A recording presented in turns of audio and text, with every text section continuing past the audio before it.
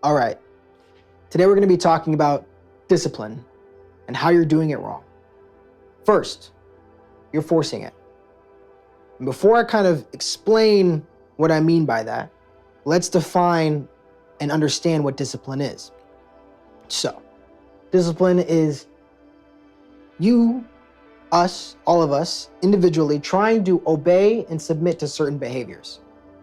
So when we think of somebody who is disciplined, they are performing certain behaviors that we think they don't want to be doing. Obeying and submitting to themselves, to the rules, to a regimen, consistently over time, that they would not otherwise be doing if they were undisciplined. Perfect example is David Goggins. Crazy disciplined dude, runs ultra marathons, gets up at 3, goes to bed an hour before and wakes up to do cold plunges and run through the Arctic tundra. The dude is crazy. So we think of him as super disciplined because he is submitting to himself. He's forcing himself to obey a certain regimen and to be active in a certain way, to enact certain behaviors. Forcing himself. Usually, the way that we force ourselves to be disciplined is through punishment. And this is what I mean by forcing it. Discipline feels like a punishment. It feels like I am not wanting to do this behavior, but the consequences are worse than the behavior itself, so I'm going to not eat that cookie.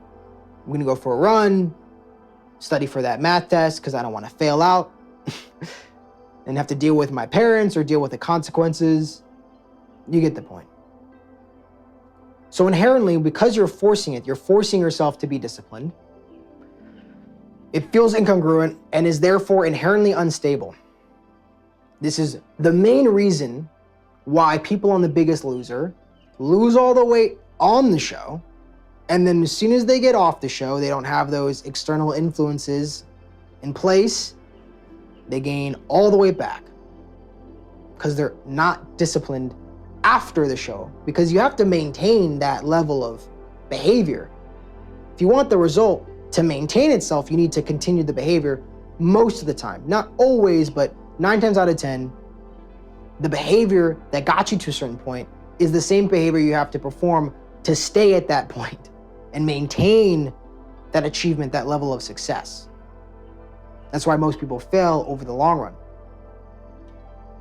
So it's incongruent, unstable. You can only force yourself to do certain behaviors for so long before eventually you crack, or before your willpower drains and you run out, and you can't force yourself to get up and work out before you go to work every day. You're done, finished. I have to have the cookie. I can't deny it to myself anymore. But this is where we go into the fact that most people focus on external forms of discipline, focusing on forcing themselves to do certain behaviors externally. I'm going to do this behavior and that's going to change me. When in fact, it's the opposite. You need to look inside of yourself and discipline yourself internally, focusing your will and discipline internally. Amazing quote from Buddha. The dude, he doesn't miss, obviously. That's why he's Buddha. It's better to conquer yourself than win 1,000 battles. And most people think that's what discipline is that you're conquering yourself. But no, most people use discipline to win those 1,000 battles. Every time you don't eat that cookie, that's a battle won. Every time you go for a run, that's a battle won. Every time you study and not watch Netflix, that's a battle won. But you're constantly battling yourself every single day. You're using your discipline to battle yourself. You're draining your willpower every day to battle yourself, to battle the environment, to battle your circumstances, to force yourself to do things that you don't want to do, to obey certain behaviors because you want a certain result. Unsustainable. So what you need to do is this. So first, think of yourself like a ship. This is the SSU.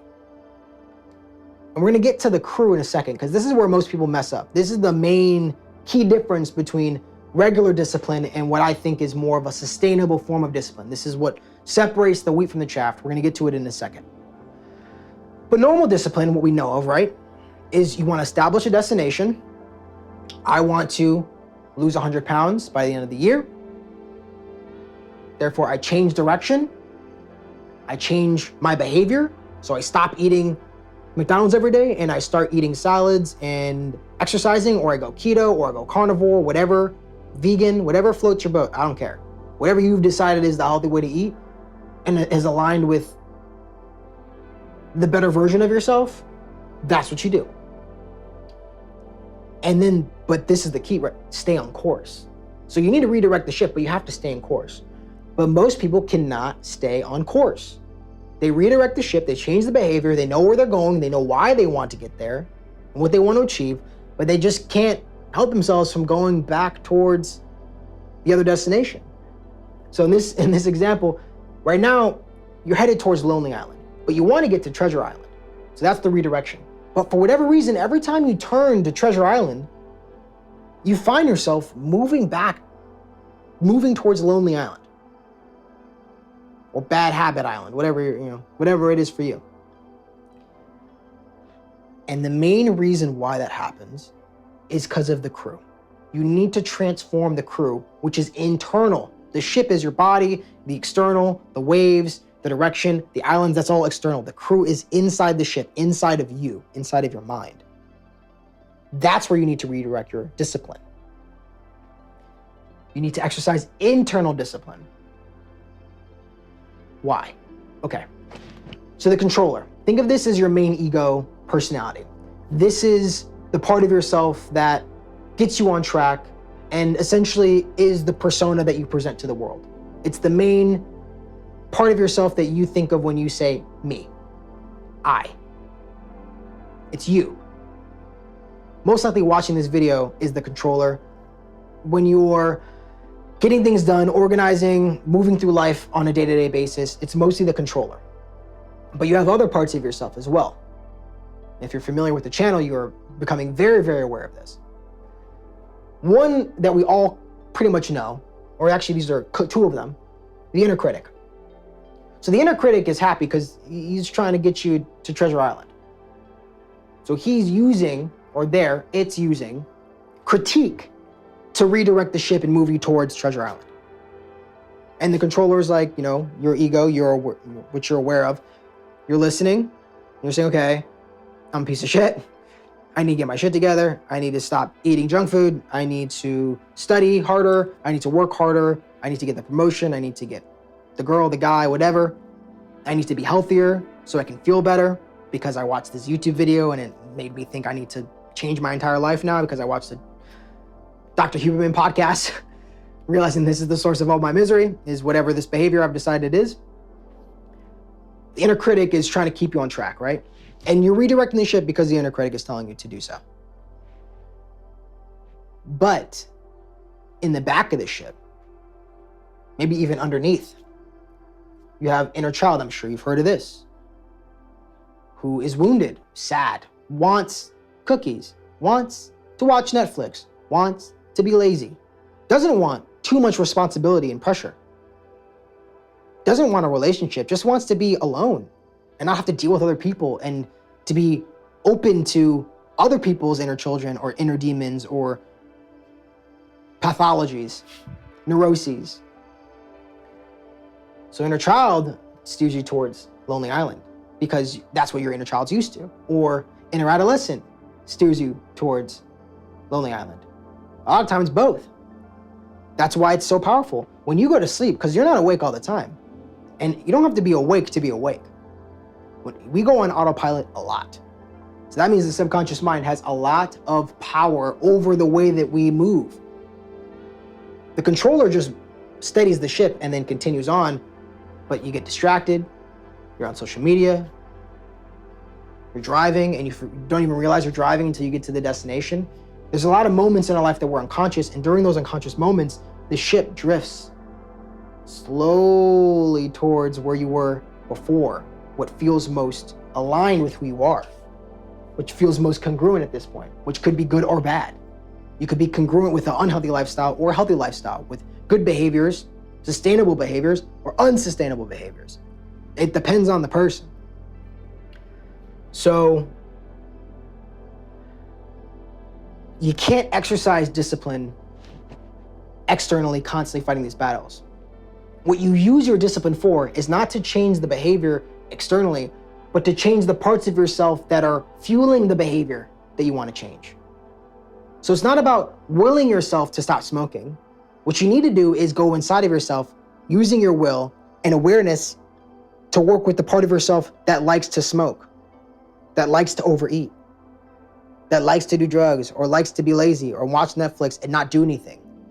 That's where your discipline needs to go, so you can transform that part, and then it's in place so it no longer redirects the ship.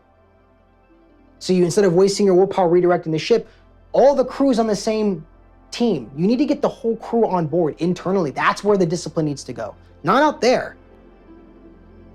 It needs to go inside of yourself and exercise that through inner work, contemplation, shadow work, subconscious reprogramming, these things, meditation. Internal work is where the discipline has to happen, right? Conquering yourself. I don't really like that word, to be honest, though.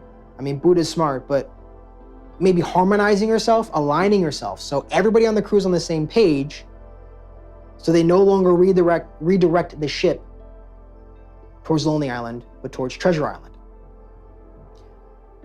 Now, if this resonates, makes sense to you, I have a guide that I've created to help you with this process, to look inside of yourself, to harmonize all the parts of your crew so they stop redirecting the ship towards an island or a place you don't want to go. It's a step-by-step guide that facilitates the inner transformation and inner work that you need to use your discipline in a healthy way, an effective way, an efficient way, instead of wasting it externally, forcing yourself to do things you don't feel congruent with. You can get the link to the transformation guide down below in the description. And if you want to work with me one-on-one, because you need some extra guidance, extra direction, and help with the inner work process, you can also sign up for one-on-one transformation sessions down below in the description as well. Thank you.